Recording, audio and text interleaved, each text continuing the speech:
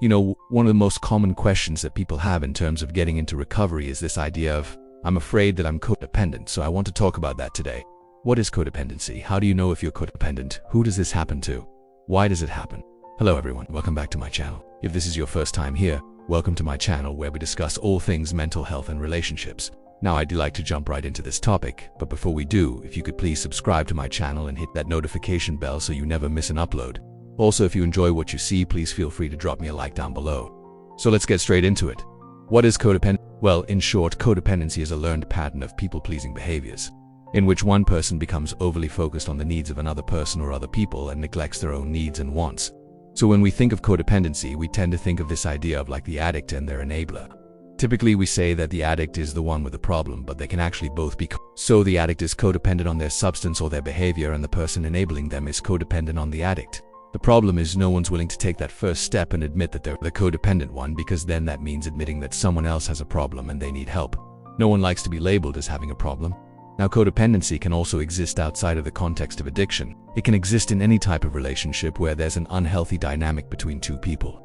So for example, if you have a friend that you constantly feel like you have to make plans with, even though you don't really want to hang out with them because you feel like you owe them something, or you redating someone and you feel like you're always available for them, but they're never available for you and you just do things for them because you feel like you need to. Codependency can exist anywhere.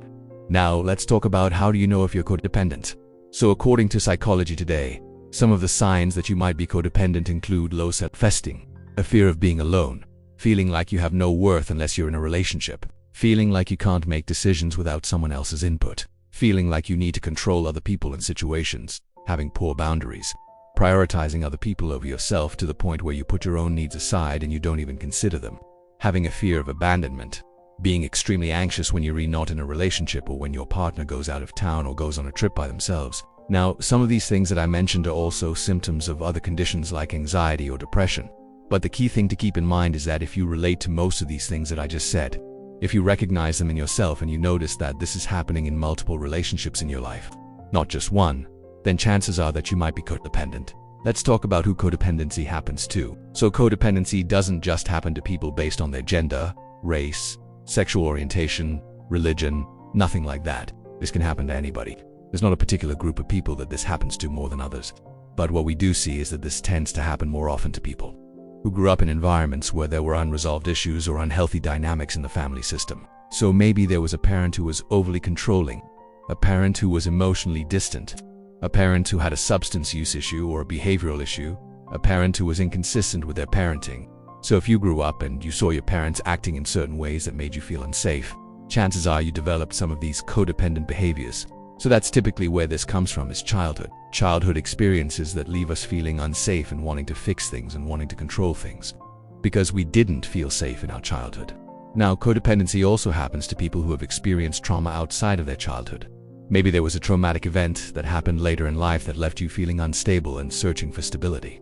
Typically, we look for stability in other people, and sometimes we look for that stability through substances or behaviors, but most of the time it is through other people.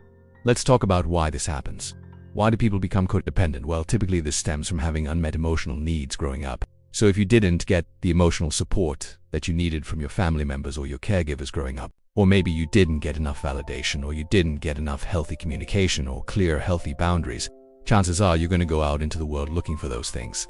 But the problem is when you go out into the world looking for these things and you find somebody who is also codependent, and you wind up meeting somebody whose emotional needs aren't being met, and you end up trying to meet their needs because you think that by meeting their needs you will ultimately meet your own. But what you don't realize is that you both are trying to meet each other's needs, and neither of you are actually getting your needs met, and you're stuck in this cycle of trying to make the other person happy because you think that will make you happy too. But in reality, what happens is you both end up unhappy and resentful, and you're wondering why you're not getting your needs met and why the other person isn't meeting your needs. But the problem with codependency is that you both codependent on each other, and neither one of you are willing to take that step and say, you know what, I'm not getting my needs met here and I need to do something to take care of myself. That's really what codependency is.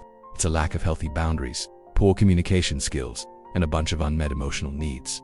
Now, codependency is something that can be worked on. You can work on becoming less codependent. It just takes some work. So if you feel like you're a codependent, the best thing to do is seek out therapy. Find somebody who can help you explore those feelings. and work on creating healthy boundaries around your needs and wants and practicing good communication skills. Those are the things that are going to be most helpful to you if you want to stop being codependent. Thanks for tuning in. Don't forget to like the video and subscribe to the channel.